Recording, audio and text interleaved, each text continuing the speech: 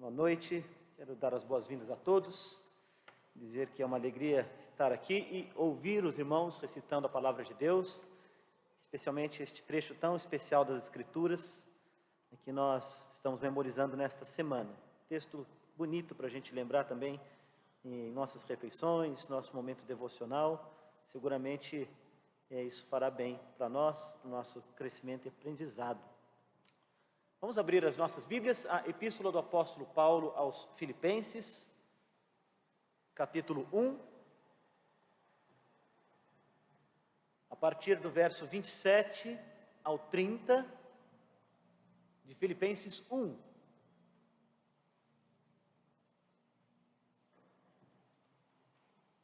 Diz assim a palavra do Senhor: Vivei acima de tudo por modo digno do Evangelho de Cristo, para que, indo ver-vos ou estando ausente, ouça no tocante a vós outros que estáis firmes em um só espírito, como uma só alma, lutando juntos pela fé evangélica, e que em nada estáis intimidados pelos adversários, pois o que é para eles prova evidente de perdição, é para vós outros de salvação, e isto da parte de Deus, porque vos foi concedida a graça de padecerdes por Cristo, não somente de crerdes nele, pois tendes o mesmo combate que vistes em mim, e ainda agora ouvis que é meu. Oremos. Senhor, nós te bendizemos, te louvamos por tua palavra, cuja porção desta epístola aos Filipenses nós lemos agora, e rogamos que o teu Espírito nos fale e nos ensine por meio dela. Amém. Nessum uomo è una insola. Esta é a primeira sentença de um poema do século XVI, de um ministro anglicano chamado John Donne. E ele disse: nenhum homem é uma ilha. Nenhum homem é uma ilha, isolado em si mesmo, ele continua. E prossegue dizendo: todo ser humano é parte do continente, é parte de um todo. Ele, que era inglês, compôs este poema na língua italiana. Foi nem em latim, foi em italiano. E essa palavra isola, da onde vem a palavra insula, que é de onde vem a palavra ilha, que é de onde vem a palavra isolamento. Nesses tempos nossos, recentes, talvez seja uma das palavras que nós incorporamos ao nosso vocabulário. Isolamento, isolamento social, distanciamento social. Uma palavra antiga, mas que se tornou nova para nós e que trouxe uma nova experiência nos nossos relacionamentos de sociedade. Grande sofrimento, aliás, que temos visto, experimentamos em medidas diferentes e que vemos. Vejam, por exemplo, na China, agora mesmo, com o isolamento que está sendo imposto à parte da sociedade. E isto causa sofrimento porque, como bem percebeu John Donne, o homem não é uma ilha. Ele foi criado não para o isolamento, mas para a vida em comunidade, em sociedade. Donne, que era um ministro anglicano, ele captou muito bem a noção de que nós somos seres sociais. E somos seres sociais porque somos portadores da imagem de Deus. Deus é Deus social, é Deus trino, Pai, Filho e Espírito Santo, e nos criou para vivermos em comunidade.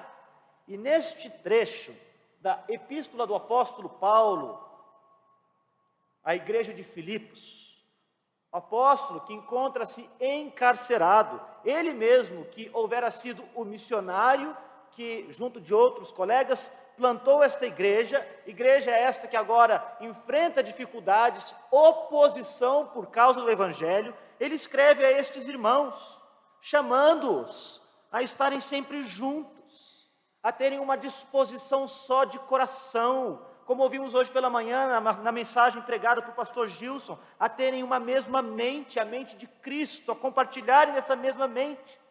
E ainda mais, aqui juntos, o apóstolo Paulo dirá, como lemos aqui, vivam uma vida digna do Evangelho. E o argumento do apóstolo é que, ao fazer isso, eles estarão preparados para enfrentar a oposição ao Evangelho e as adversidades que eles, como crentes, enfrentarão, porque há oposição ao Evangelho. O apóstolo Paulo, na sessão anterior, inclusive, já havia encorajado os irmãos, dizendo que haverá sim oposição ao Evangelho, mas o Evangelho mesmo, no meio da oposição e até mesmo por causa da oposição, haverá de progredir e ainda mais de triunfar. E agora, ele traz uma ênfase a estes irmãos, dizendo que se o Evangelho vai triunfar, a maneira pela qual o Evangelho vai ser visto pelo mundo que jaz em trevas, é na vida desses irmãos. A vida da igreja é o adorno do Evangelho. A vida da igreja é a beleza do Evangelho. A vida da igreja é o que torna o Evangelho até mesmo escândalo e também um espetáculo que atrai a atenção dos homens. E ele chama os irmãos a, acima de tudo, note bem, vivei acima de tudo. Esta é uma ênfase, em primeiro lugar, antes de qualquer coisa. Ainda mais, tendo o Evangelho como referência para tudo o mais. É isto que o apóstolo nos ensina quando diz, acima de tudo, é a nossa prioridade, é aquilo que vem primeiro, é aquilo que é mais elevado, é aquilo que é mais importante, é aquilo que é a referência para nós, o Evangelho. Vivei acima de tudo, dignos deste Evangelho. Esta expressão, viver de modo digno, é bem interessante, porque é uma expressão bastante conhecida dos crentes. A maioria desses crentes era de gentios. Eles estão na província romana de Filipos, a cidade onde o apóstolo Paulo, a primeira cidade no ocidente, onde o apóstolo Paulo pregou o Evangelho, e formou ali uma igreja. E eles são cidadãos romanos. Essa expressão que aqui está, viver por modo digno, é uma expressão de cidadania, uma expressão política que todo cidadão romano daqueles dias conhecia muito bem. Naquela colônia romana, onde muito provavelmente soldados aposentados tinham até mesmo, quem sabe, um certo orgulho de serem cidadãos romanos, conheciam bem esta expressão.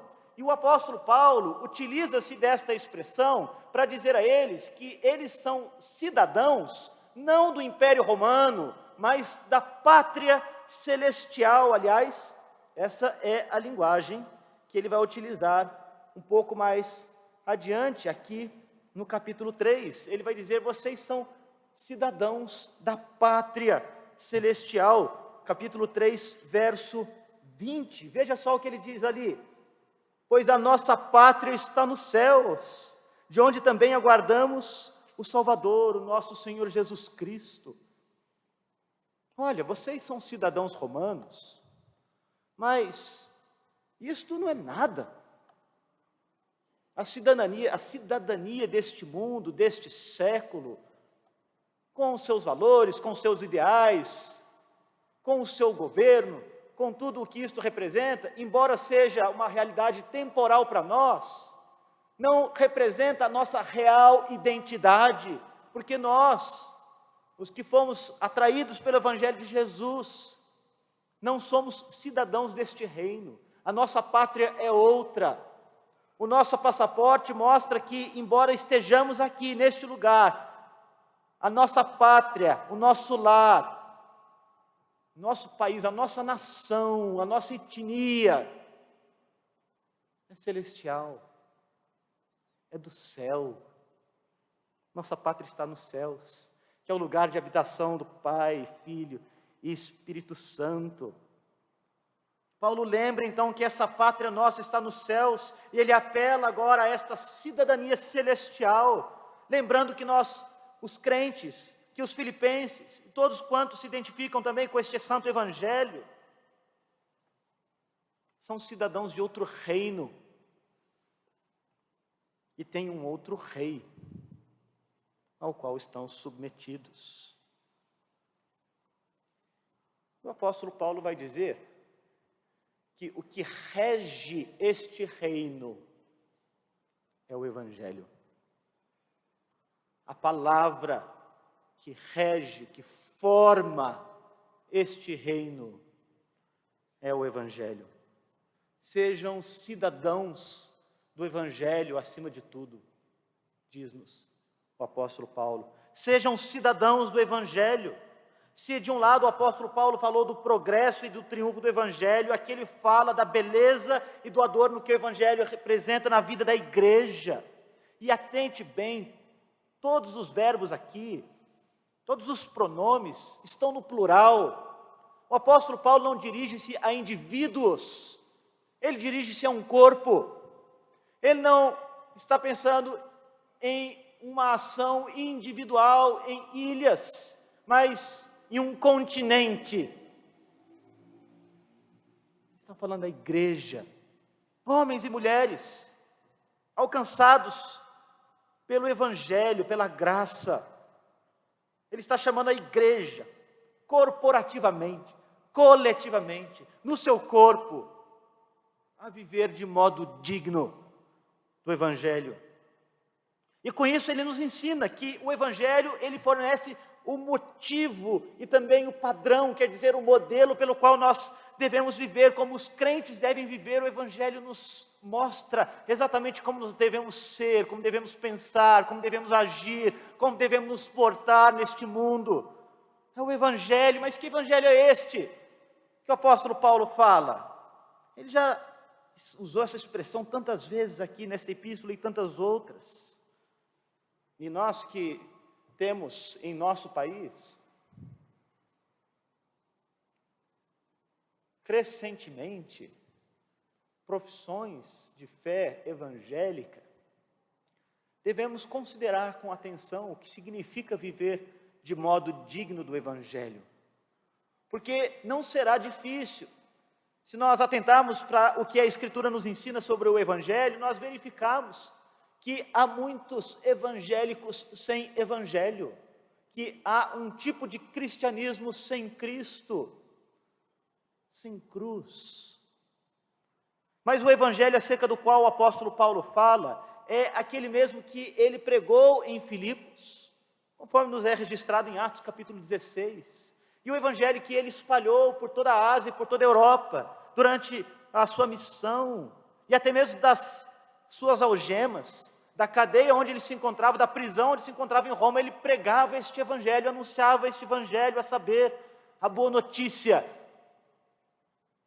de que o Evangelho não diz respeito ao que nós devemos fazer, mas diz respeito ao que Deus fez.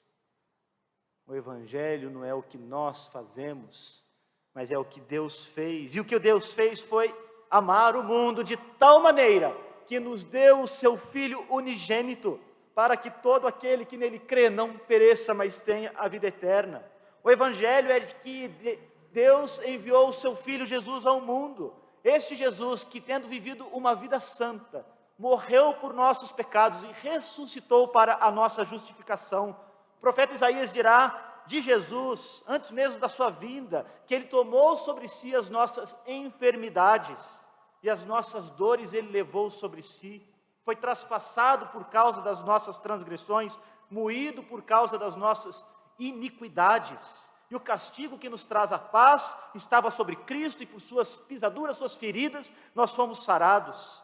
O apóstolo Paulo dirá que é este Evangelho que ele anunciou, Cristo e este crucificado, que o Evangelho é que Cristo morreu por nossos pecados, segundo as Escrituras. O Evangelho é que Deus, o Espírito, nos regenerou, nos apresentando Cristo, por meio da mensagem do Evangelho, da pregação, chamando-nos ao arrependimento e à fé. 1 de Pedro, capítulo 1, verso 23, nos dirá que nós fomos regenerados, não por semente corruptível, mas incorruptível, mediante a palavra de Deus, que é viva e é permanente. Esse é o Evangelho que o apóstolo Paulo pregou.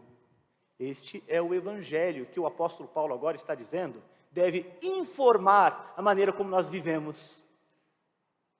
Nós somos cidadãos deste Evangelho, e portanto, viver de modo digno do Evangelho, é viver pela fé na pessoa e na obra de Jesus Cristo.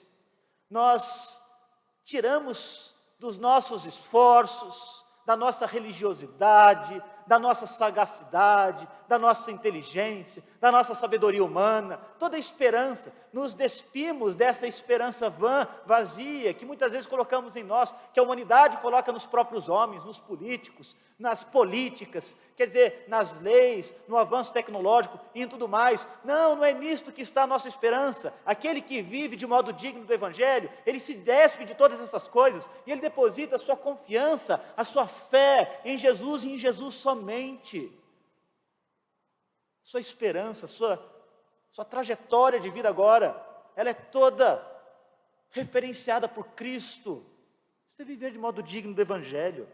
Viver de modo digno do Evangelho é viver como pecadores que foram perdoados. Perdoados. Eu já não carrego culpa. Eu já não carrego a vergonha.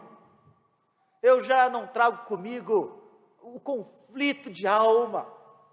Eu já não trago comigo a derrota e o fracasso de uma vida de contradições, entregue a nós mesmos, aos nossos próprios desejos, ao fiasco das nossas próprias ideias, aos pecados que nos marcaram na nossa história. Não é isto mais que me identifica. Eu sou perdoado. Viver de modo digno do Evangelho, viver como um perdoado, como alguém que traz no peito, no coração, o nome de Jesus. Não tenho mais um escrito de dívida, eu não tenho mais um fardo sobre as minhas costas. Perdoado. Viver de modo digno do Evangelho, viver como alguém que recebeu uma justiça alheia. Alien justiça, como diz Martinho Lutero, uma justiça que vem de fora, que vem de cima, que vem do alto, que vem de Cristo.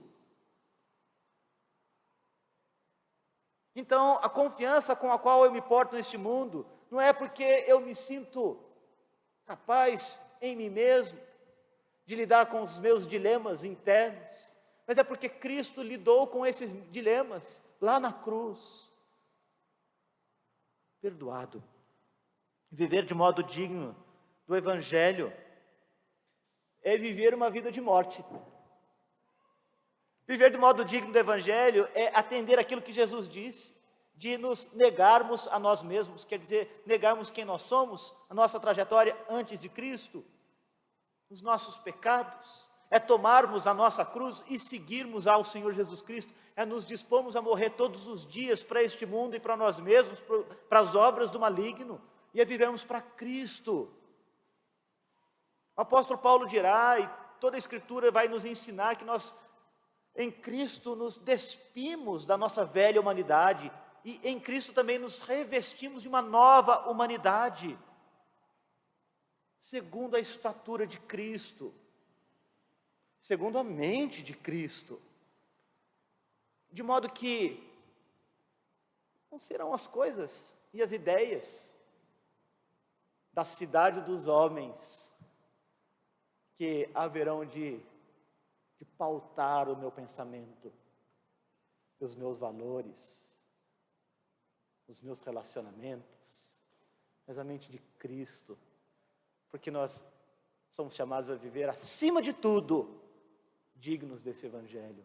É Ele que informa agora a gente, que reveste a gente de uma nova humanidade, segundo a estatura de Jesus, e Ele é aquele para quem a gente olha e admira a sua beleza, admira a sua santidade, admira a sua majestade, admira a sua mente, admira os seus afetos e a maneira como Ele, na sua sabedoria, lidou com as mais difíceis, duras situações, seja de sofrimento, de perseguição, seja de ensino e de pregação.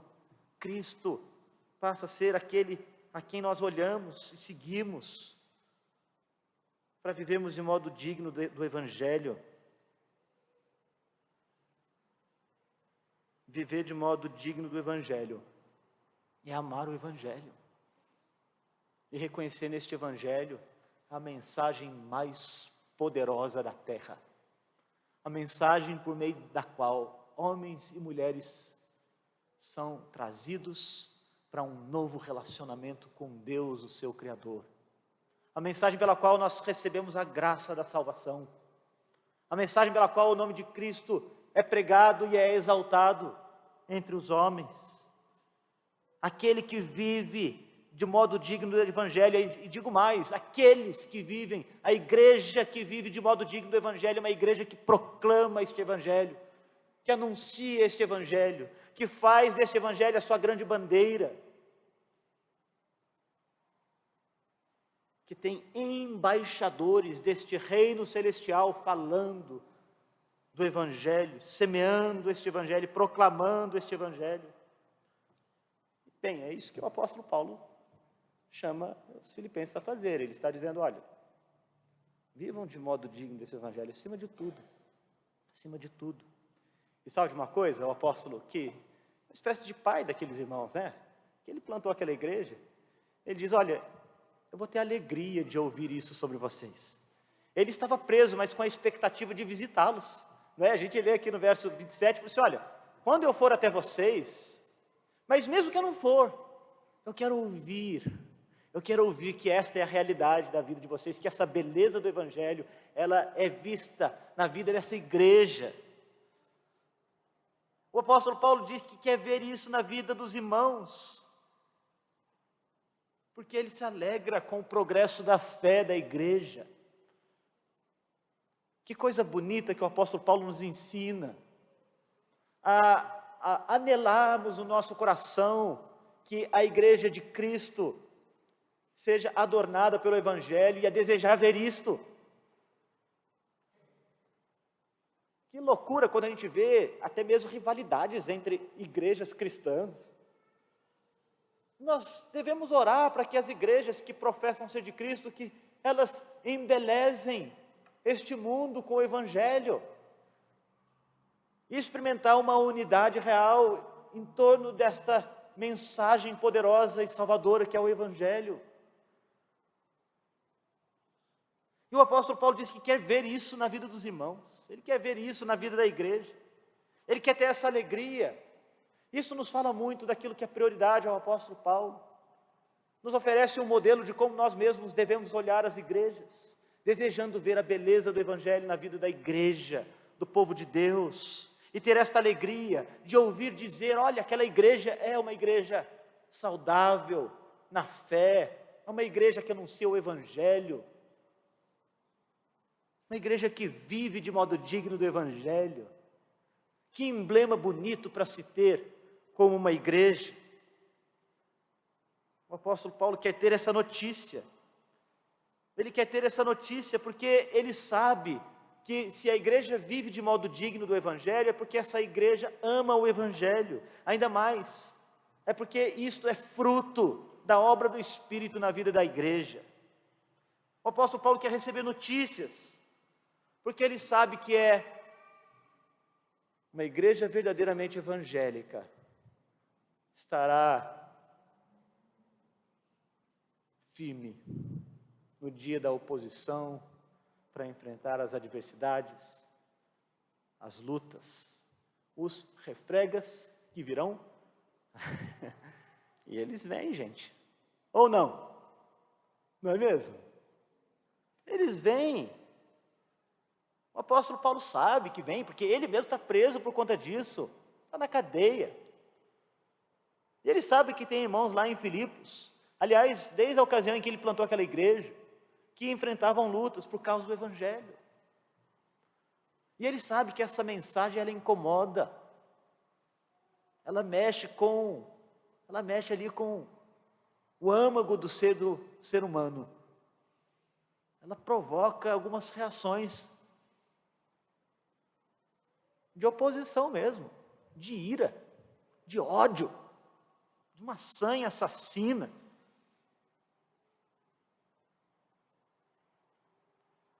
O apóstolo Paulo sabe que eles precisam estar fortalecidos neste evangelho para suportar as oposições que elas virão. Ele sabe que mesmo que ele não conseguisse vê-los, queria ouvir. Eles viviam de modo digno do evangelho.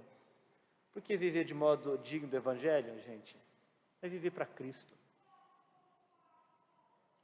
Capítulo 2, verso 15, ele vai dizer: olha, vocês devem se tornar irrepreensíveis, filhos de Deus, inculpáveis. Agora presta atenção, no meio de uma geração corrupta e pervertida, como luzeiros no mundo. Isso é viver de modo digno do evangelho. Há uma geração corrupta e pervertida ao nosso redor.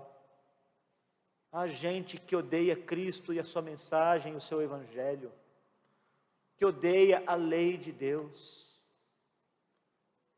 que, como o salmista vai dizer no Salmo 2, que cerra os seus punhos, que rilham os seus dentes contra Deus.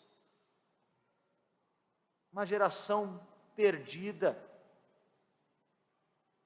E o evangelho, ele ilumina essa geração. E aí o apóstolo vai dizer: olha, fiquem firmes,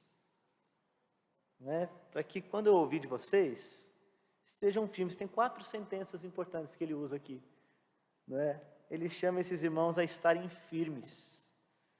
Essa ideia de firmeza é aquilo que ajuda a gente a pensar na unidade da igreja. É uma linguagem militar que ele usa aqui, mais uma vez, uma linguagem que era familiar a muitos dos leitores dele lá de Filipos, Lembra? Lá era uma colônia romana, muitos soldados viviam lá, os soldados aposentados. Essa linguagem é uma linguagem familiar a eles. Ele vai falar então de uma firmeza que ajuda a lembrar das linhas de defesa, um tipo de defesa que é formada por uma infantaria, pelo exército, e que não pode ser quebrada, que exige um tipo de disciplina, que exige que o soldado ao seu lado seja protegido com a sua própria vida. Nas batalhas da antiguidade, os generais mais bem-sucedidos eram aqueles que conseguiam disciplinar as suas tropas para que formassem essas linhas de defesa, porque também essas linhas é o que permitia que, depois de receberem um ataque, pudessem avançar em campo de batalha, ganhando terreno.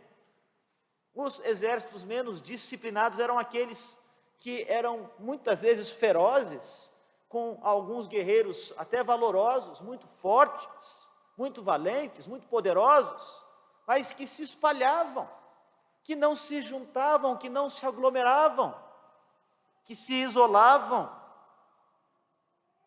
O famoso e excêntrico general norte-americano George Patton, ele disse que um exército é um ajuntamento de gente, de homens, é um time, vive, dorme, come e luta juntos, como um time. E ele ainda disse: esse negócio de herói individual é uma grande bobagem. E aqui eu estou naturalmente parafraseando. Mas nos dias do apóstolo Paulo havia um tipo de formação militar que era bastante conhecida dos romanos. Esta formação é chamada de testudo, ou de formação tartaruga. Eles colocavam seus escudos um do lado do outro, e também sobre as suas cabeças, formando ali um corpo só, um bloco só. Veja uma descrição da época, de como era o testudo. O testudo é a maneira como a linha é formada. Até mesmo os animais de carga, as tropas de armas leves e a cavalaria são colocados no centro desta formação. As tropas de armamento pesado usam os seus escudos retangulares, curvos, cilíndricos, e colocam-se ao redor deste exército, formando uma figura retangular, virada para fora, com as suas armas em mãos, e fecham o resto. Os que têm escudos lisos formam um corpo compacto no centro, levantando os seus escudos sobre as suas cabeças e as cabeças dos demais, de modo que nada, apenas os escudos podem ser vistos em todas as partes, como nas falanges, e todos os homens, pela densidade da formação, estão sob um abrigo poderosíssimo contra projéteis e qualquer avanço. Dião Cássio, que é um cronista dos dias do imperador Marco Antônio, ele viu uma formação testudo como essa em batalha, no ano 36, e ele descreve, veja o que ele diz: um dia, quando eles caíram em uma emboscada, está falando do destacamento romano, e foram atacados por uma densa chuva de flechas, eles rapidamente formaram o testudo, unindo os seus escudos, permaneceram com seus joelhos esquerdos no chão. Os bárbaros, que nunca tinham visto nada do tipo, pensaram que haviam caído em razão dos ferimentos, e que precisavam apenas dar o golpe fatal. Então eles colocaram seus arcos de lado e desceram dos seus cavalos, sacando as suas adagas de forma desorganizada, se aproximando para dar fim neles. Nesse momento, os soldados romanos se levantaram, ampliaram a sua linha de batalha com uma palavra de comando e enfrentaram seus inimigos face a face, caíram sobre eles, mesmo estando em menor número, derrubaram muitos. Homens preparados contra homens que não tinham defesa e que vinham com infantaria pesada, romanos contra bárbaros, e os poucos que sobreviveram se retiraram. Então, essa ideia de firmeza, essa linguagem militar é alguma coisa com o que os filipenses estavam bem habituados. O apóstolo Paulo está dizendo que a igreja deve ser assim. Deve ser assim. Depois ele usa essa imagem, né, gente? Vocês lembram? Em Efésios capítulo 6, quando ele fala dos ataques do inimigo de nossas almas, de Satanás, ataques que muitas vezes vêm por meio de ataques de homens maus. E ele usa então toda essa linguagem de uma armadura de defesa. E mais uma vez uma linguagem que é para a igreja. Então o apóstolo Paulo chama a igreja toda a ser firme, unida, junta no Evangelho. Se a gente está junto no Evangelho, as outras diferenças, sabe o que acontece com elas? Elas ficam pequenininhas assim, olha, bem pequenininhas, vão diminuindo. Quando o Evangelho está acima de tudo, as outras coisas, elas vão ficando assim pequenas, vão ganhando uma perspectiva assim, né, do seu tamanho real. E aí a gente tem algo forte que nos une, que nos fortalece, que faz com que pessoas, às vezes tão diferentes, né, vindas dos mais distintos contextos. Isso acontecia nos dias do apóstolo Paulo também, né? Ele falava de bárbaros, romanos, citas, escravos, gregos e judeus. Gente diferente, naquela sociedade toda estratificada, com as maiores diferenças, inclusive de contextos, inclusive social, econômico, nada disso importava. Estavam juntos em Cristo, e o apóstolo Paulo vai dizer isso aqui. Olha, gente, fiquem firmes em um só espírito. E embora alguns comentadores dirão que esta expressão usada para espírito aqui pode significar o nosso espírito humano, é mais provável, e eu penso assim, e quero propor isso aos irmãos, que ele está fazendo referência àquilo que a gente vê, por exemplo, em Efésios capítulo 4, quando ele fala que nós somos juntos no Espírito de Deus. Esta firmeza, gente, ela não é algo que vem da gente, não. É algo que o Espírito Santo de Deus provê Porque é o Espírito quem equipa a igreja, é o Espírito quem ilumina a igreja, é o Espírito quem fortalece a igreja, é o Espírito que alimenta a igreja, é o Espírito que habita a igreja. E ele lembra a gente que essa realidade espiritual da habitação do Espírito no meio do povo de Deus é o que vai nos dar firmeza. Ele lembra esses irmãos, olha, não há razão de nós nos afastarmos, de nós nos desagregarmos, de nós vivermos isolados, nós, pelo contrário, somos chamados a viver juntos, tendo o Evangelho como a causa, o motivo daquilo que nos traz juntos, porque estamos unidos no Espírito de Deus, um só Espírito, uma só alma. A palavra que ele usa aqui é psique. De onde vem a palavra que a gente usa para psiquiatria?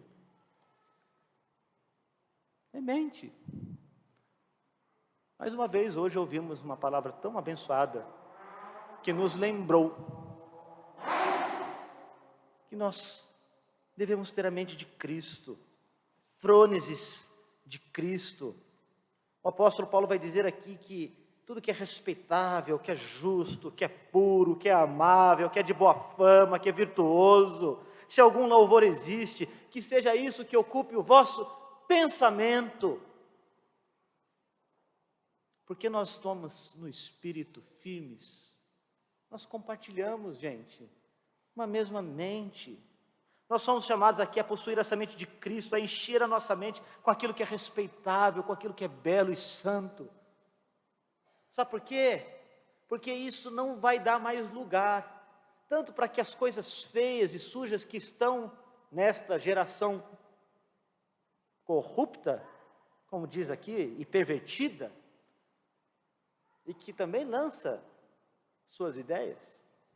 Não será isso que estará na nossa mente, mas aquilo que é santo, que é bonito, que é de Cristo.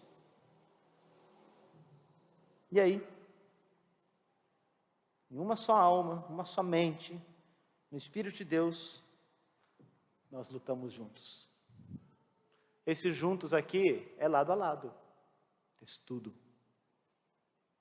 lado a lado, com o mesmo propósito, concordemente, que nós temos o Evangelho que nos motiva e nos empurra para frente, esse Evangelho que vai progredir, esse Evangelho que vai triunfar. Sabe, quando cristãos começam a discordar um do outro, a se bicar muito, essa unidade fica comprometida.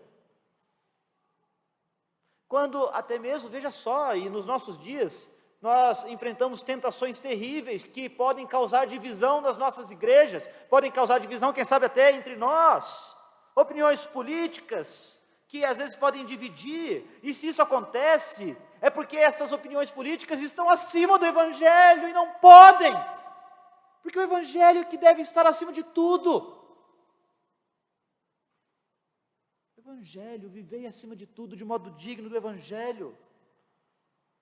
Quando nós deixamos que os nossos temperamentos diferentes, e nós somos seres humanos diferentes, graças a Deus por isso, imagina que chato se todo mundo fosse igual, somos diferentes, uns dos outros, cada um de nós é dotado de uma personalidade, de um temperamento unicíssimo, se eu puder usar esse superlativo, único, totalmente singular, não tem ninguém que é igual a ninguém. Deus, na sua bondade, nos fez seres assim, diferentes, mas quando a gente deixa que essas nossas diferenças, das coisas que nos constituem como pessoa, e, é claro, há muita coisa que informa o nosso temperamento, não é? Além da própria genética, quem sabe o nosso ambiente, o nosso meio, as coisas da alma, que são escondidas da gente, que só Deus sabe. Não é? Um bebezinho nasce e a gente já percebe o temperamento dele, às vezes nos primeiros dias. Esse aqui é mais calmo, esse aqui é mais agitado.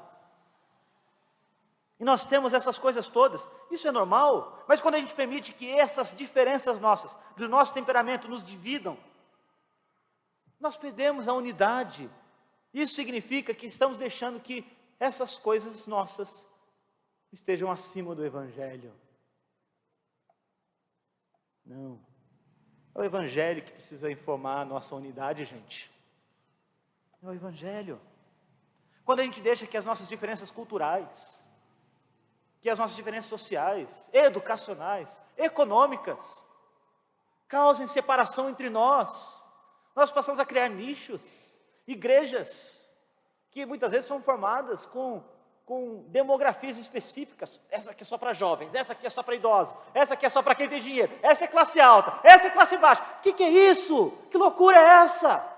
A igreja de Cristo é um corpo só, com toda essa gente, de todas as etnias, de todas as origens, de todos os temperamentos, que são trazidas juntas, para formar um povo só, povo de Cristo, povo do Evangelho. Então não são essas coisas que vão separar a gente. Tiago, lá na sua epístola, vai dizer, olha gente, não pode. Chegou o sujeito rico, você vai lá, atenção para ele, mas o sujeito mais pobrezinho, ninguém dá bola para ele, o que é isso? Isso não pode. Isso não é viver de modo digno do Evangelho. E o apóstolo Paulo está dizendo que a gente luta junto. Porque vem oposição, o mundo odeia a gente. Já basta o mundo odiar a gente, agora a gente vai ficar se odiando também. Por isso que o apóstolo Paulo vai falar de Evódia e Síntique. Não, gente, vocês têm que pensar a mesma coisa. Se ajudar, se colocar lado a lado, se fortalecer, lutar pela fé evangélica. Fé evangélica aqui, na linguagem do apóstolo Paulo, é o conteúdo da nossa fé, não é? Desse mundo que jaz no maligno, que, deixa eu usar de novo a linguagem dele, é uma geração pervertida e corrupta, precisa do Evangelho. A gente cantou agora, não é? No hino do Filson Soren, que aliás, propósito, pastor batista do Rio de Janeiro, já falecido, que foi capelão do Exército Brasileiro, da FEB, da Força Expedicionária Brasileira na Segunda Guerra Mundial. Esse primeiro hino que a gente cantou aqui é uma marcha. Ruge forte e contundente a guerra do pecado, mas os seus clangores vis não podem me afligir. Isso é um hino, é uma marcha que ele vai cantar. E ele vai dizer que este mundo precisa de salvação. E se a gente luta pela fé evangélica, a gente luta não apenas para se defender dos ataques deste mundo, mas para brilhar a luz desse evangelho para o mundo. Um mundo que grita por autonomia, que grita por independência, mesmo sendo seres criados, que atribuem, olha só, nos nossos dias a si mesmo uma identidade diferente daquela que Deus lhes deu no nascimento.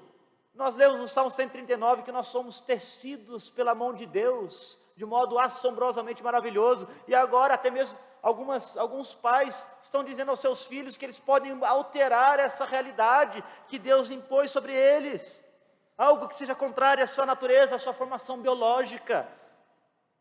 Eu tenho gênero tal, horas. Esse mundo que mata o bebê no útero, e que justifica essa atrocidade, dizendo que é dono de si mesmo, um tipo de autopropriedade que lhe dá o direito de matar. O apóstolo Paulo vai dizer que isso acontece porque Deus entregou este mundo a si mesmo. E sabe o que acontece quando o mundo é entregue a si mesmo? Ele fica louco. E o apóstolo Paulo diz isso. Você fica bravo comigo, é o apóstolo que está dizendo. Fica louco, fica insano, insensatos, é a linguagem do apóstolo em Romanos capítulo 1. Só que a igreja de Jesus, tendo esse evangelho, vivendo de modo digno do evangelho, firme, unida na sua mensagem, na sua proclamação, adorna o evangelho quando vive de modo digno dele. Anuncia Cristo para esse mundo em trevas, quando vive de modo digno dele. E eu quero concluir então dizendo, meu querido amigo, amiga, que aqui está, que você é chamado pelo apóstolo Paulo a a crer neste Evangelho, todo o seu coração, nessas boas novas que Ele anunciou em todo lugar onde foi, de que Cristo veio para nos salvar dos nossos pecados. Como diz Mateus, e lhe porás o nome Jesus, que Ele é Salvador, porque Ele salvará o seu povo dos pecados deles.